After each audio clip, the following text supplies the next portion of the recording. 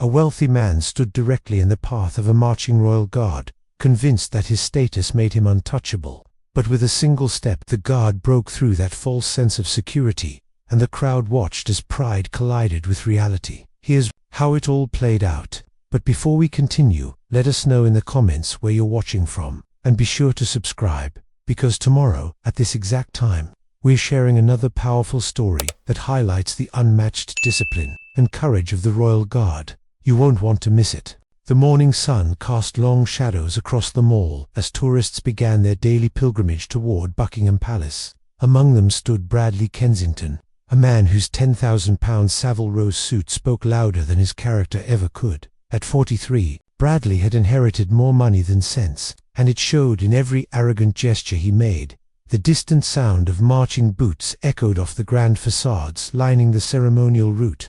60 members of the Queen's Guard were approaching, their scarlet tunics and towering bearskin hats creating an imposing wall of tradition and discipline. Leading them was Sergeant Major Callum Holt, a man who had spent 22 years perfecting the art of ceremonial precision. Bradley pulled out a Cuban cigar, the kind that cost more than most people's weekly salary, and lit it with theatrical flair. His entourage of equally entitled friends gathered around him, their expensive cameras ready to capture whatever stunt their ringleader had planned. The barriers separating the crowd from the parade route meant nothing to a man who believed his father's billions could buy him exemption from any rule. "Daddy's connections will get me out of anything," Bradley smirked, blowing smoke toward the approaching formation. His friends chuckled nervously, but there was something in the air that morning attention that even money couldn't dissolve. A police officer noticed the disruption and rushed forward, his radio crackling with urgent communications. The Queen's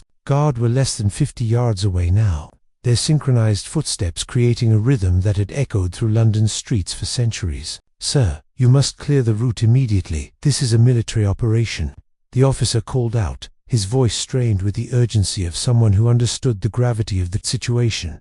Bradley turned toward the officer with the casual disdain of a man who had never heard the word no applied to himself. He reached into his jacket and pulled out a black American Express Centurion card, waving it like a magic wand. "How much to make them go around me?" Bradley asked, his voice dripping with the kind of entitlement that money can buy but respect cannot. The officer's face flushed red. 20 years on the force had shown him many types of people, but the combination of wealth and stupidity never ceased to amaze him. "Sir, this isn't about money. This is about protocol, tradition, and the law. You need to move now." But Bradley was already stepping over the barrier, his Italian leather shoes clicking against the asphalt of the Mall. The crowd behind him gasped, phones emerging from pockets as the reality of what was happening began to sink in.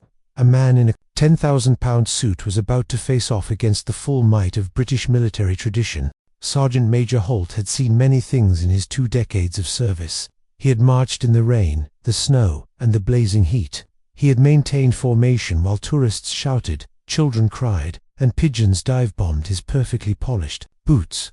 But never had he encountered such blatant disrespect for the ceremony he had dedicated his life to preserving. The formation was now 30 yards away, and Holt could see the situation developing ahead. His trained eye took in every detail, the man in the expensive suit blocking their path, the nervous police officer trying to maintain order, and the growing crowd of spectators documenting everything with their phones. Bradley took another puff of his cigar and positioned himself directly in the center of the parade route. His friends had climbed onto nearby benches to get better camera angles, their excitement palpable as they anticipated their wealthy friend's latest exhibition of privilege. "This is going to be epic," one of them whispered, adjusting his designer sunglasses. "Wait until this hits social media." The Queen's Guard continued their approach, their pace never wavering. Each man in the formation had undergone rigorous training, not just in marching and ceremony, but in discipline and composure. They had sworn an oath to protect the crown and uphold the traditions that made their regiment legendary. 20 yards, 15:10. The crowd held its breath. Even Bradley's friends had stopped their chatter, suddenly realizing that their joke might not be as funny as they had anticipated. The weight of 60 armed soldiers in perfect formation was something that transcended wealth, status, or connections. Bradley raised his hand, as if he could simply command the Queen's Guard to halt like servants at one of his father's dinner parties. "Stop," he called out, his voice betraying the first hint of uncertainty. I said stop. But the Queen's Guard don't stop for traffic, weather, or entitled billionaires. They are the embodiment of unwavering duty, and their march continued with mechanical precision 5 yards, 3-1. The impact came with the force of inevitability itself. Holt's rifle, carried at the ceremonial angle that had been perfected over centuries, connected with Bradley's ribcage in what could only be described as an accident of physics meeting entitlement. The sound part gasp, part crack, part the satisfying thud of reality meeting delusion echoed across the mall. Bradley folded like a house of cards in a hurricane, his expensive cigar tumbling from his lips into a nearby puddle, where it hissed and died. What happened next would be replayed thousands of times across social media platforms around the world. 2,000 pounds of marching guardsmen flowed over Bradley Kensington like a scarlet tide, each boot finding its mark with the precision that only comes from years of practice. The formation never broke. Not for a second did the perfect symmetry of their march falter. They had been trained to continue their duty regardless of obstacles, whether those obstacles were tourist barriers, unexpected weather, or entitled aristocrats who believed money could buy them exemption from consequence. Bradley emerged from beneath the wave of boots looking like he had been put through a very expensive washing machine. His Brioni suit, which had cost more than most people's cars, was now a trampled mess of torn fabric and scuff marks. One of his Gucci loafers was missing entirely, probably carried away as a trophy by the relentless march of military precision. The crowd erupted in a mixture of gasps, cheers, and the rapid-fire clicking of camera shutters. This was the kind of content that social media was made for, the spectacular downfall of privilege. Meeting its match in the form of unwavering tradition, Bradley staggered to his feet, his perfectly styled hair now resembling something that had been caught in a tornado. His face, which had begun the day with the confident pallor of inherited wealth, was now purple with a combination of rage, embarrassment, and the physical trauma of being trampled by the Queen's Guard. His entourage rushed forward, their designer clothes and expensive accessories suddenly seeming inadequate for the chaos they had helped create. Their cameras, which had been ready to capture their friend's triumph over authority, had instead documented his complete and utter humiliation. Bradley, are you okay?" One of them called out, though their concern seemed more focused on the potential legal implications than on their friend's well-being. But Bradley was beyond hearing. He was experiencing something that his wealth had always protected him from, the cold, hard reality of consequences. For the first time in his privileged life, his father's money, his family's connections, and his sense of entitlement had proven utterly powerless. The Queen's Guard continued their march as if nothing had happened. To them, Bradley had been nothing more than a minor obstacle, no different from a fallen branch or a wayward pigeon. Their duty was to the crown, to tradition, and to the ceremony that connected them to centuries of British military history. As Bradley struggled to regain his composure, the full weight of his situation began to dawn on him. The crowd that had gathered to witness the ceremony was now focused entirely on him, their phones capturing every moment of his disgrace. The police officer who had tried to warn him was now speaking rapidly into his radio, calling for backup and medical assistance. But it was Sergeant Major Holt who commanded Bradley's attention. The man had led the formation that had just trampled him, and there was something in his bearing that spoke of absolute authority. Even through the ceremonial requirements that kept his face impassive, there was a satisfaction that seemed to radiate from beneath his towering bearskin hat. Bradley, his expensive suit hanging in tatters, pointed a shaking finger at Holt. His voice, when it finally emerged, was a shrill combination of outrage and disbelief. "Do you know who my father is?" he shrieked, the words carrying across the mall with the desperate edge of a man whose entire worldview had just been shattered.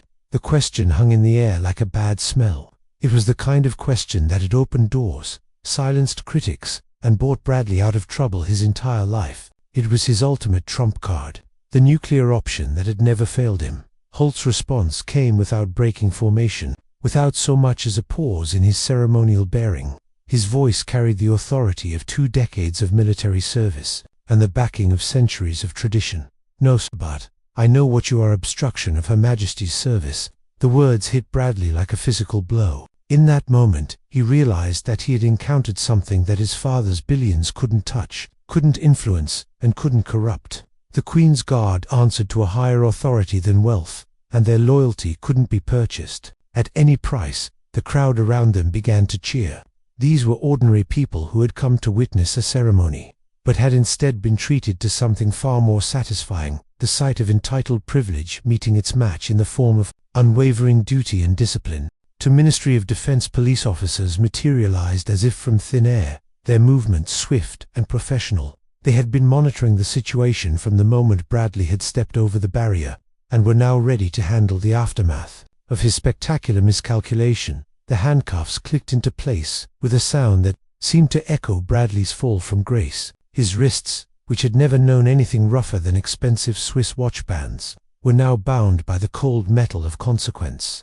Bradley Kensington, one of the officers, announced, his voice carrying the formal tone of official proceedings. You are under arrest for obstruction of a military ceremony, public disorder, and assault on a member of Her Majesty's forces. Assault. Bradley sputtered, his voice reaching new heights of indignation. They assaulted me. I'm the victim here. The officer's expression remained professionally neutral, but there was a hint of amusement in his eyes. Sir, you positioned yourself in the path of a military formation and attempted to obstruct their lawful ceremony. The contact that occurred was a direct result of your actions. Bradley's entourage watched in horror as their friend was led away. Their expensive cameras, which had been ready to capture his triumph, had instead documented his complete and utter defeat. The footage they had shot would soon make its way onto social media platforms around the world, but not in the way they had intended. The crowd continued to cheer as Bradley was escorted toward a waiting police van. These were people who worked for their money, who respected authority, and who understood the value of tradition. Seeing someone who believed himself above such things receive his comeuppance was deeply satisfying. As the van doors closed behind Bradley, his last view of the mall was of Sergeant Major Holt leading his formation toward Buckingham Palace. The ceremony continued as if nothing had happened, because to the Queen's Guard, nothing truly had. They had encountered an obstacle, dealt with it according to their training, and continued their duty. The scarlet tunics and towering bears disappeared around the corner, leaving behind only the echoes of their perfectly synchronized footsteps and the lingering scent of tradition triumphant over entitlement.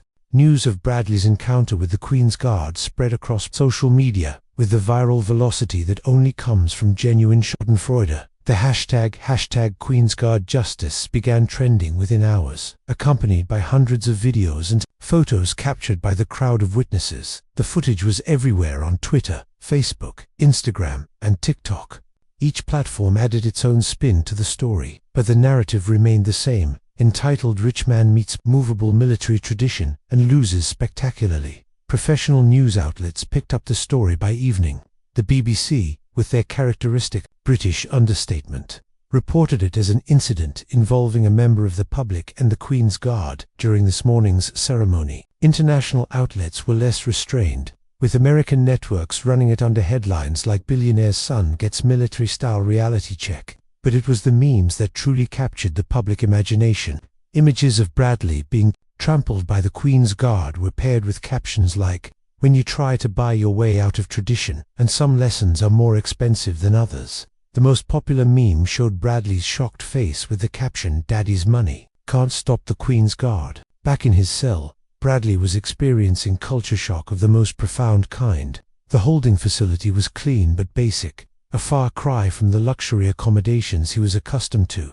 The thin mattress, fluorescent lighting, and complete absence of room service represented a lifestyle he had never imagined experiencing. His lawyer, summoned by frantic calls from his entourage, arrived within hours. Marcus Whitfield was one of London's most expensive barristers, a man whose fees could buy luxury cars but whose expertise had never been tested against the full weight of military tradition. "This is outrageous," Whitfield announced as he entered. "The consultation room will sue them for assault, false imprisonment, and emotional trauma. I'll have you out of here within the hour." But Bradley was no longer the confident man who had lit a cigar in the face of the Queen's Guard that morning. The events had shaken him in a way that money had never been able to protect him from. For the first time in his life, he had encountered something that didn't bend to his will or his wallet. The legal proceedings that followed Bradley's arrest became a masterclass in the intersection of privilege and protocol. Whitfield, true to his reputation, filed a lawsuit against the Ministry of Defense within 24 hours, claiming that his client had been the victim of excessive force and unlawful assault. The lawsuit sought damages in the millions, claiming that Bradley had suffered physical injury, emotional trauma, and damage to his reputation. It painted him as an innocent tourist who had been brutally attacked by out-of-control soldiers who had failed to exercise proper restraint. The Crown's response was swift and devastating.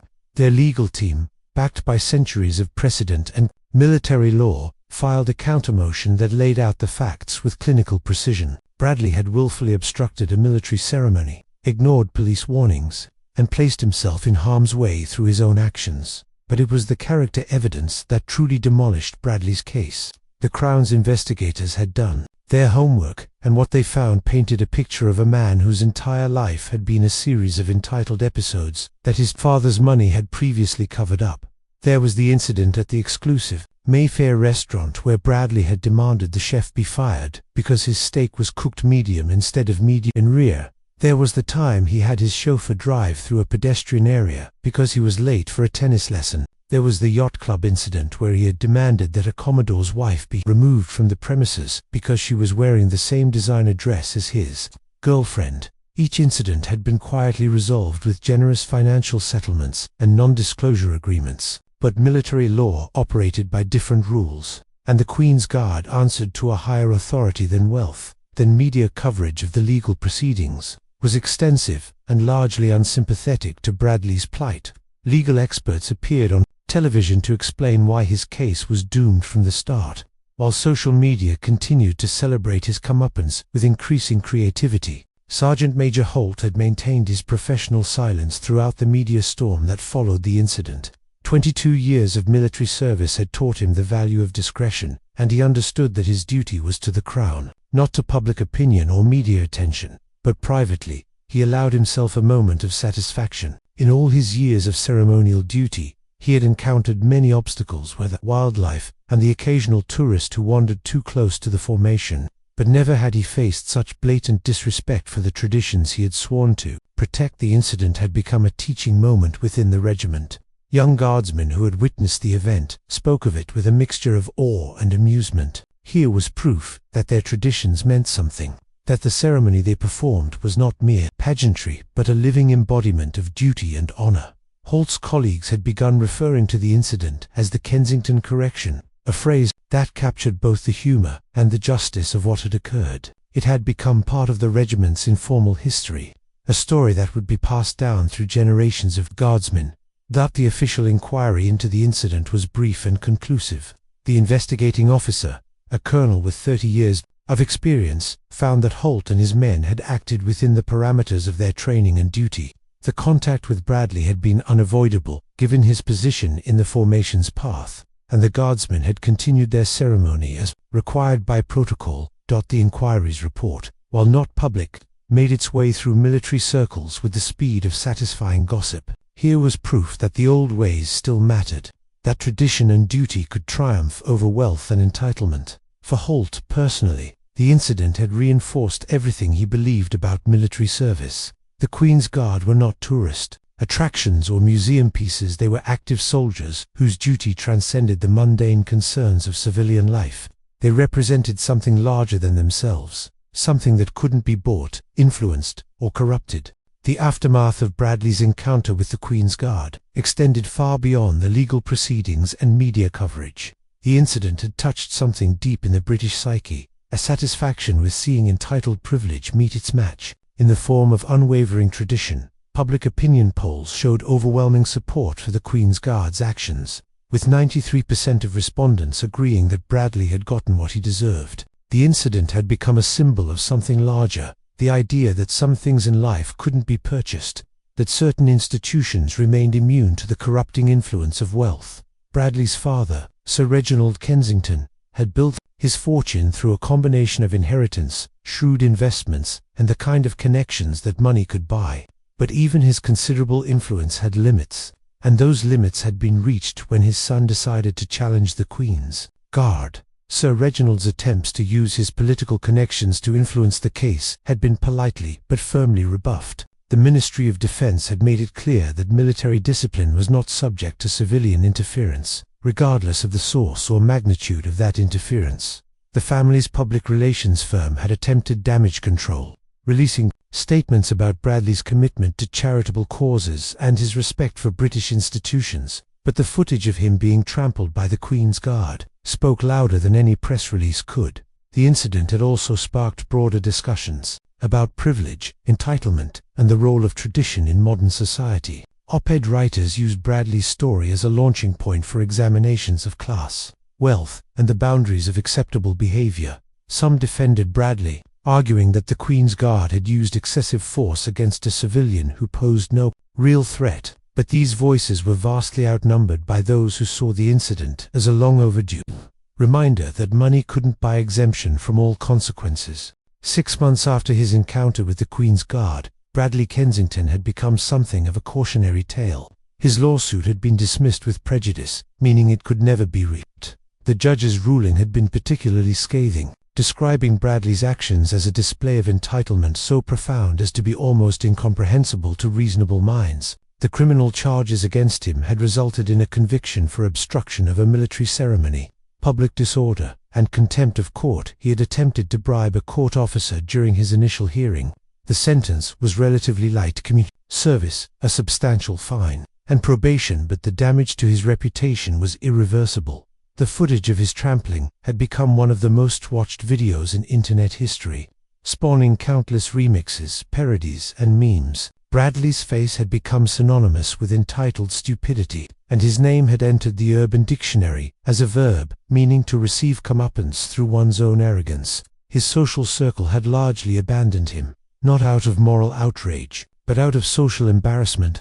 Being associated with Bradley had become a liability in the circles where reputation mattered as much as wealth. The incident had changed him in ways that money couldn't repair. For the first time in his life, Bradley had encountered something that didn't bend to his will, and the experience had shattered his fundamental understanding of how the world worked. Sergeant Major Holt, meanwhile, had been quietly commended by his superiors for maintaining the dignity and discipline of the Queen's Guard in difficult circumstances. The incident had become part of the regiment's proud history, a reminder that some traditions were stronger than any individual's sense of entitlement. As tourists continued to gather along the Mall to watch the Queen's Guard perform their ceremonial duties, they did so with a new appreciation for what they were witnessing. This wasn't mere pageantry, it was a living demonstration of values that transcended wealth, status, and personal convenience. The Queen's Guard marched on, their scarlet tunics bright in the London sun, their bearskin hats tall and proud, their duty unwavering. They had proved that some things in life remained constant, that tradition could triumph over entitlement, and that respect couldn't be purchased at any price. Bradley Kensington had learned that lesson the hard way, and the world had watched every satisfying moment of his education.